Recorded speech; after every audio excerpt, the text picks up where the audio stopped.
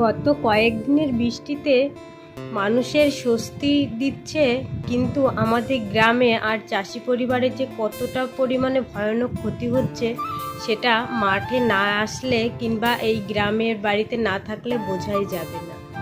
দেখো বন্ধুরা, এই যে কলা বাগানটা, এটাই আমাদের ইনকামের একমাত্র পথ, আর এটাই আমাদের শেষ সম্বল বলতে পারো। গত 1 বছর ধরে কষ্ট করে একটু একটু করে ঠিক যখন ফসলগুলো হয়েছে তখনই দেখো গত রাত্রের ঝড়ে আমাদের কলা গাছগুলো কতটা ক্ষতিগ্রস্ত হয়েছে। আর এখনও কলাগুলো পুষ্ট হয়নি, সবে কাঁদি পড়েছে, মোচা পড়েছে।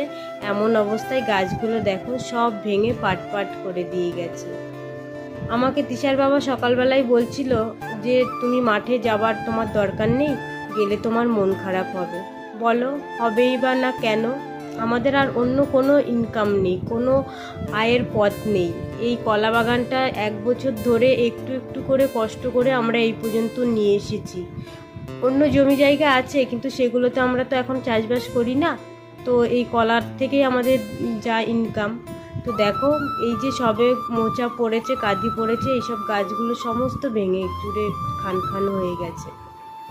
তাহলে ভাবো আমাদের চাষিদের কতটা কষ্ট করতে হয়, আর কষ্ট করেও যে শেষ মুহূর্তে আমরা ফল পাবো সেটা কিন্তু পাওয়া যায় না।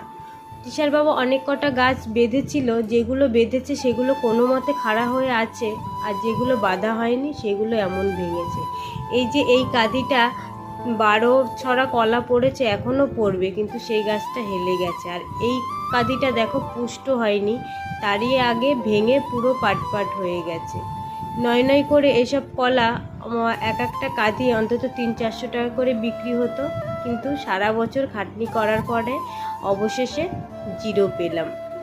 আর মাঠে দেখো কতটা পরিমাণে জল পড়ে গেছে, জমে গেছে, জলটাও পাস হচ্ছে না। এই দেখে না পুরো মাথায় হাত। তো তিশার বাবা এসেছে যে কিছু গাছকে যদি এখনও বাঁচানো যায়, কিছু খাড়া করা যায়, তাহলে অন্তত পিঠটা বাঁচবে। তো সেজন্য আমিও সঙ্গে সঙ্গে এসেছি।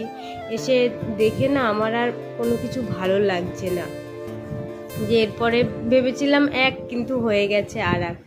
তো মাঠের এই অবস্থা তোমাদের সামনে আমি তুলে ধরলাম।